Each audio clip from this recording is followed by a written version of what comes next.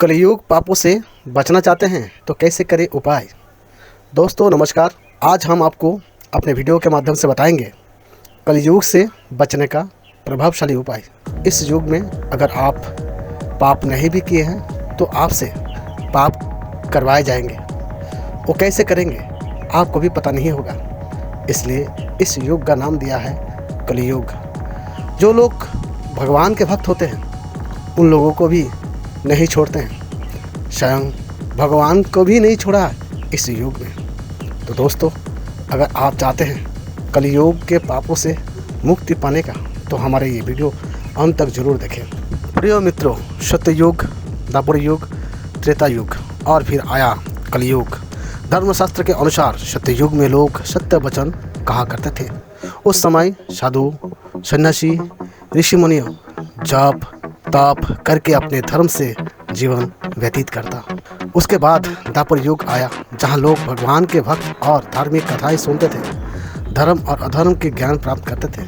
उसके बाद आया त्रेता युग। त्रेता युग में महाज्ञानी लोग अधर्म के रास्ता चुनने लगे, अधर्म के रास्ता अपनाने लगा, जिसके कारण भगवान को अवतार लेना पड़ा। उसके बाद आया कलयुग, जहाँ पापों की भंडार सर्वाधिक होने लगा, जिसके कारण भगवान विष्णु स्वयं अवतार लेकर पापों की विनाश किया। लेकिन कुछ पाप कलयुग में रह गया, जहां अभी तक वो पाप सभी इंसान के अंदर में समा हुआ है। कलयुग में उसी आत्माओं का जन्म होगा जिस आत्माओं के भीतर लोभ और मोह माया से परिपूर्णता होंगे। जब तक अपने लोभ और मोह माया त्याग नहीं करते हैं तब तक इसी कलयुग में बार बार उस आत्मा को जन्म लेना पड़ेगा। इस कलयुग में आप कितने भी अच्छे रहने की कोशिश करेंगे फिर भी आप भले इंसान होकर नहीं रह पाएंगे, क्योंकि कलयुग ऐसा शैतान युग है जो आपके दिमाग पर छाया हुआ है। आप कितने भी अच्छे कर्म करेंगे तो भी आपका बदनाम होने में टाइम नहीं लगेंगे। दोस्तों, आप इस कलयुग में जितने पाप करेंगे आपका नाम जरूर होगा, इसलिए इस युग का नाम पापी युग भी कहते हैं। यहाँ सबसे ज़्यादा पाप होने को दिखाई देंगे। जो जितना पाप करेंगे उनका नाम रोशन उतना ही होगा, क्योंकि कलयुग शैतान यही सब करवा रहा है।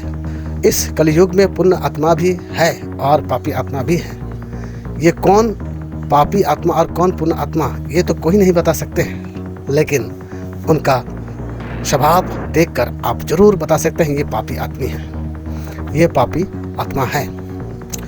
तो दोस्तों, बात तो ये है कि आप पापी आत्माओं के साथ जब चल फिर रहे हैं तो आप भी पाप करने में रुकेंगे नहीं, और फिर इसी कलयुग में मोह माया और लोभ के कारण अपने आत्मा के पाप के कारण जन्म लेना पड़ेगा और भुगतना पड़ेगा। इस कलयुग में इंसान से पाप होता है, जहां सुनने के लिए भी आत्मा पर पाप का बोझ लगता है। जैसे कि इस कलयुग में रिश्वत लेने के लिए कोई संकोच नहीं करेंगे, गरीबों को सताने के लिए कोई पीछे नहीं हटेंगे, और फिर किसी की हत्या करने के लिए हाथ नहीं कांपेंगे, और तो और पिता अब पुत्री को बलात्कार करने के लिए भी नहीं छोड़ेंगे।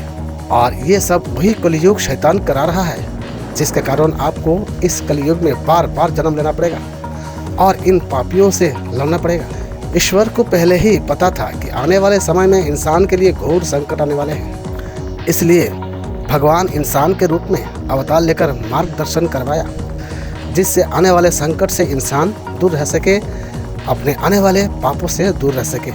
इस कलयुग में पापियों के अंदर आप रह रहे हैं, जिसके कारण आपके मार्ग पर बाधाएं उत्पन्न हो सकती हैं, लेकिन ईश्वर प्रति विश्वास रखें और नाम जप करने से कितने भी बाधा उत्पन्न क्यों ना हो, ईश्वर आपको दर्शन अवश्य देंगे और इस कलयुग का जो पाप है उस पाप से भी आप दूर रहेंगे। इस पापी कलयुग में भी ईश्वर है, लेकिन आपको अपने विचारों से कभी हटना नहीं चाहिए। इस कलयुग से बचने का एक ही उपाय है। दोस्तों, इस कलयुग में अपने अच्छे विचारों को भगवान के प्रति भक्ति और श्रद्धा के साथ अर्पित करना चाहिए और अपने विचार कभी भी गलत रास्ते पर लेकर नहीं जाना चाहिए। कलयुग में हजारों पापी आत्माओं के बीच कुछ पुण्य आत्मा भी वास करता है, इसलिए भगवान श्री कृष्ण ने पुण्य आत्माओं का मार्गदर्शन करवाने के लिए भगवत गीता के उपदेश दिया, जिसके उपदेश से आपको सही मार्ग मिलेंगे अपना जीवन को व्यतीत करने के लिए। दोस्तों, अपने कर्म को सही रखने की हिम्मत मिलेगी। भगवद गीता में वो अमृत बानी लिखा है। प्रिय मित्रों, इस कलयुग से अगर आप बचना चाहते हैं तो गलत लोगों के साथ दूरियां रखें और भजन कीर्तन करते रहिए एवं भगवान गीता के पाठ अवश्य करें। अपने ईश्वर के पूजा आराधना में लगे रहिए। इससे आपके जो भी बुरे कर्म के फल रहेंगे वो सभी समाप्त हो जाएगी और आने वाले समय में इस कलयुग से आपको मुक्ति मिलेगी। दोस्तों, अगर आप सुबह शाम हरे कृष्ण का नाम जप करते हैं तो इस महाशक्तिशाली मंत्र आपके जीवन में पापों से दूर रखेंगे और इस कलयुग से भी आपको बचाएंगे। महामंत्र कहा जाता है हरे कृष्ण हरे राम। इस महामंत्र को जप करने से आपके दिमाग भी संतुलन हमेशा बने रहेंगे। दोस्तों, ये था आपके लिए छोटा सा जानकारी। हमारे ये वीडियो कैसा लगा कमेंट करके जरूर बताइए। धन्यवाद।